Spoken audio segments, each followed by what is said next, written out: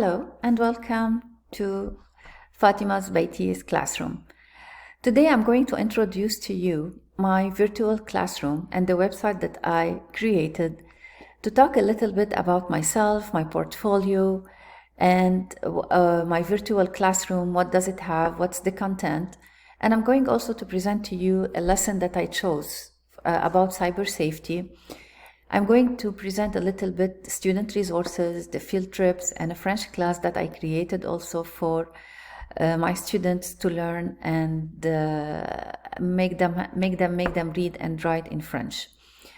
So as you can see, this is me and my portfolio and my virtual classroom content. Let's move ahead. This is me. My name is Fatima, and I'm going to be a homeroom teacher for this coming academic year.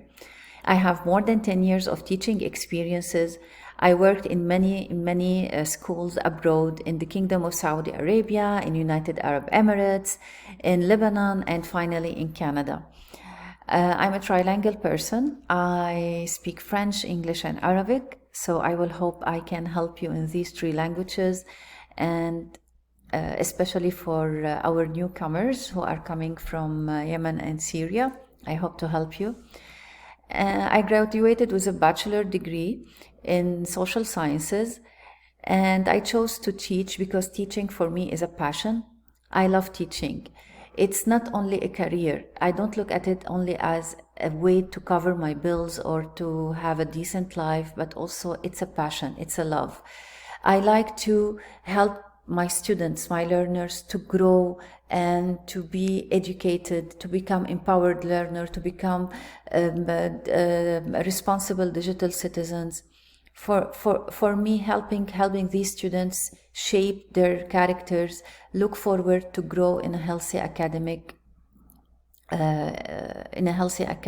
environment. I'm going to graduate from Baytieh College in May 2022. Baytieh College with a Master's of Science in Science of Education for the elementary section. Baytieh College honestly offered me lots of useful information. It added a lot to my knowledge. It helped me learn about lots of theories. One of the theories that really amazed me is the Bloom's taxonomy and the approximate and the ZPD, the approximatal learning development zone. I liked also the growth mindset for Dr. Dweck that we learned about and we talked about. It was really so amazing. Baytieh College, really, it filled my knowledge and my educational bag with lots of information that I'm going to carry along with me to lots of institutions, and I hope I can introduce this knowledge to my students and share it with them. One of the things that I'm really proud when during my Baytieh College education journey, it's the DASA training certificate that I worked hard to gain this certification. And it's very important because it's like a solid ground, it's a base for me to understand and know the rights of my students, what they need and what they deserve. I'm going now to move to my portfolio. My portfolio is something that I'm proud of. It's something that I did at Baytieh College under the supervision of Professor Baytieh. He's one of my amazing professors that he helped me and he guided me through this journey. And I will start with my philosophy of education. This is one of the things that I included inside my portfolio. These are the main points that I would like to discuss in my philosophy of education: culturally responsive teaching. As you know, I introduced myself before that I worked in lots of countries in the Middle East. Myself, I originally was born in the Middle East in a small country called Lebanon. And I was introduced to lots of cultures, to lots of background knowledges from my students' parents, and I really like to incorporate all these information and experiences that I learned inside my planning. I want to make sure that every student that comes and steps inside my classroom to feel himself that he's welcome, that he has a place, that he's equal to all other peers in his classroom. Secondly, empowered learners. My students, they have to become empowered. How? I want them to be my partners in education. I want them to help me in delivering for them all the necessary informations. I want them to be responsible digital citizens. You know, COVID really, it taught us at this time how digital tools are important. So we have to educate our students and teach them how to become responsible when they are using a digital tool, so they are safe when they are surfing. Growth mindset and the power of yet. Never underestimate yourself. I will tell my students that nothing is impossible in this life, that everything is possible in this life. And you cannot do it now, but yet you can do it later. And lastly, I want all my students to grow and learn in a powerful and fun environment. The second artifact that I included into my portfolio was the Social Action Project. The Social Action Project, it's a project that I did.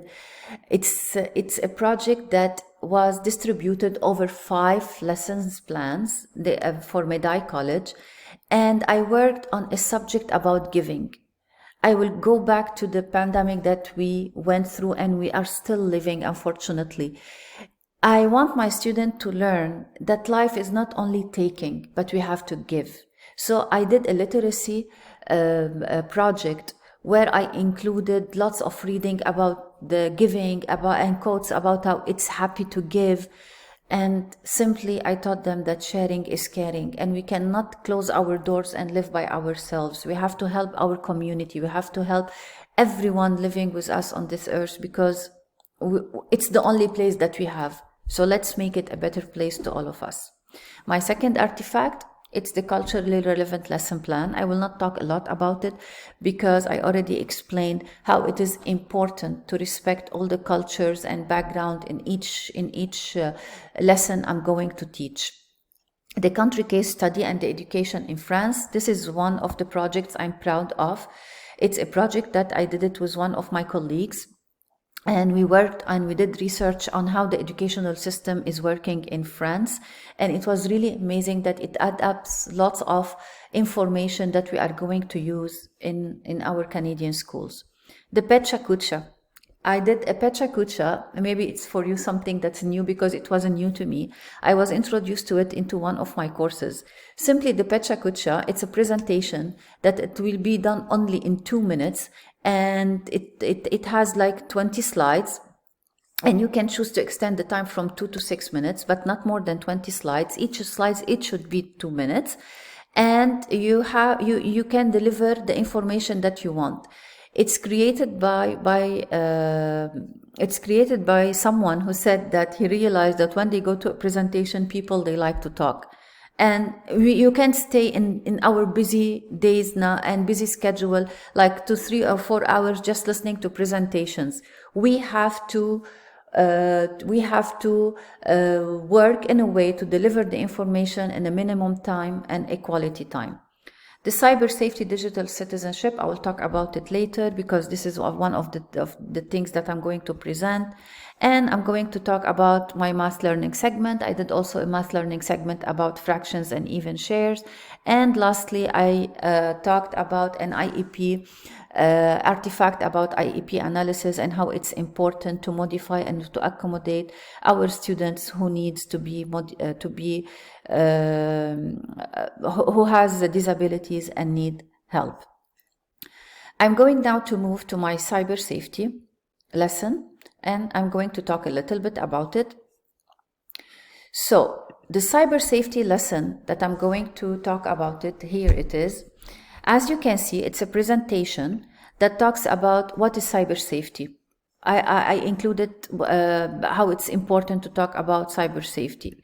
I introduced to my students the tips on staying safe. Beware of stranger dangers and how things are nowadays. Especially, I'm so scared, and taught them that there are lots of people who abuse the children who are staying on the line for many hours.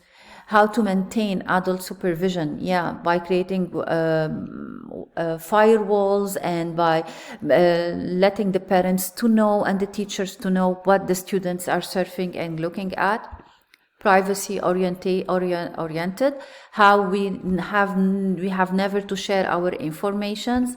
And also I included some datas about cyber safety and how kids they were attacked during the pandemics and before even. And I included a video for my students. When you click on it, it will take you to a video that's really engaging and allowed students how to be safe and to serve safely online. And after we finished this lesson, after I finished this lesson, I introduced to my students how to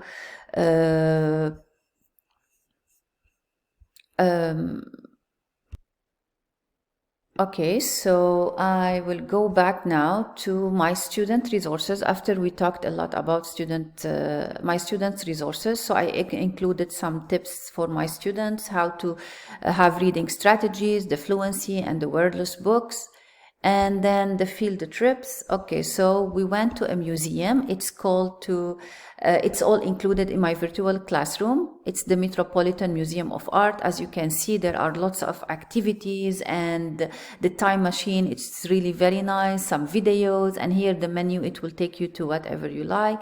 And lastly, my French class. The French class it's like a reading class I created for my students. It's a movie. Once you click on it, it will take you to my video, as you can see here. And it's really very helpful. Now, since I talk a lot about myself, I talked about my portfolio, I'm going to tell you why I chose to be a teacher. Like I said, because it's a passion for me. I love to be a teacher. And one of the questions that I'm going to answer now is, how will your knowledge of the current trends in education inform you as an educator in our district or board school? I'm going to tell you that teachers, they never stop learning.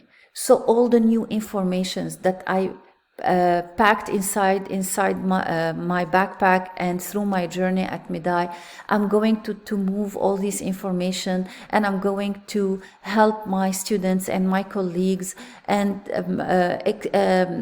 apply all these knowledges, from brainstorming to scaffolding, to the theories that I learned a lot about, visual aids, the growth mindset, the power of yet, and how to be a culturally responsive teacher.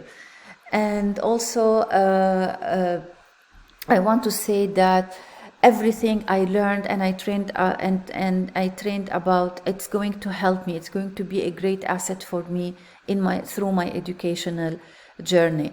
And lastly, I hope after you are watching my video, you are surfing through my portfolio and my classes, and you had a great idea about who I am and what I'm doing.